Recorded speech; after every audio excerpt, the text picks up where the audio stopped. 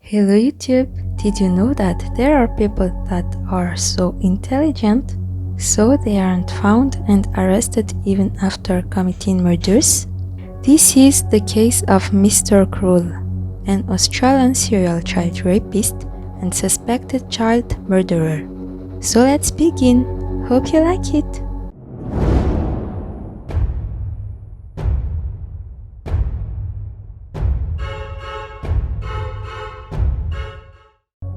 Mr. Cruel is the author of the attack of 3 girls in the northern and eastern suburbs of Melbourne, Victoria, in the late 1980s and early 1990s. He is also the prime suspect in the 1991 abduction and murder of a 4th girl called Carmen Chan.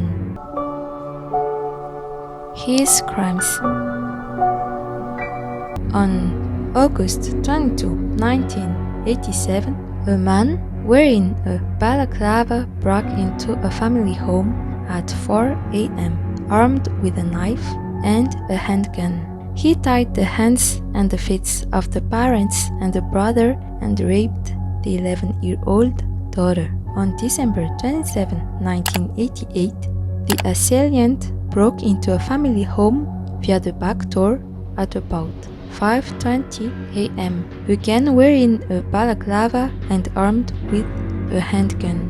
He bound and caged the parents and demanded money. He then raped their 10-year-old daughter. She was released 18 hours later on the grounds of Bayswater High School. On July 3, 1990, he broke again into a family home at 11:30 p.m. armed with a knife and wearing a balaclava.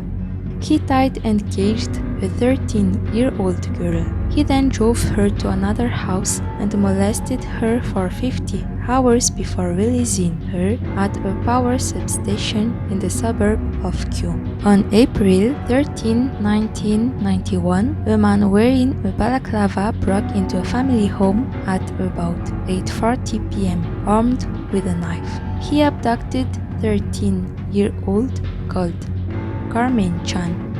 Chan's decomposed body with 3 gunshot wounds to the head was found a year later. Detective Chris O'Connor answered a journalist's question in 2013. He said he just don't know if it was Mr. Cruel who murdered Carmen. We just can't be sure because there isn't enough evidence to make a value judgment about whether it was or wasn't him in the Carmen case.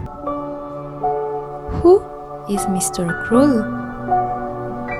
So, who was Mr. Cruel? The police have released a number of clues over the years, but none have led to a definitive identification. They believed that he was a white male in his 30s or 40s with an average build and a good knowledge of the areas where he committed his crimes. He was also likely a skilled burglar, as he was able to break into homes undetected and move around them without leaving any obvious traces. One theory is that Mr. Cruel was a former or current member of the Australian military, as his modus operandi was similar to that of military special forces training. Another theory is that he was a teacher or someone who worked with children, as he seemed to have an understanding of the psychology of his victims and was able to manipulate them into compliance. Investigation. The police created a task force known as Task Force Spectrum, which was made up of detectives from several different units, including the Homicide Squad and the Sex Crimes Squad. The investigation involved a massive canvassing effort, with police going door to door in the neighborhoods where the crimes occurred. They also set up roadblocks and conducted extensive forensic testing, including DNA analysis, in an effort to gather evidence. The police received thousands of tips and less over the years, and hundreds of suspects were interviewed and investigated. However, none of them ever led to a definitive identification of Mr. Krull. The investigation was hampered by the fact that Mr. Krull was meticulous in covering his tracks. He never left behind an obvious evidence such as fingerprints or footprints, and he took great care to avoid leaving any forensic traces at the crime scene. He also wore a mask and gloves, which made it difficult for witnesses to provide a detailed description of him.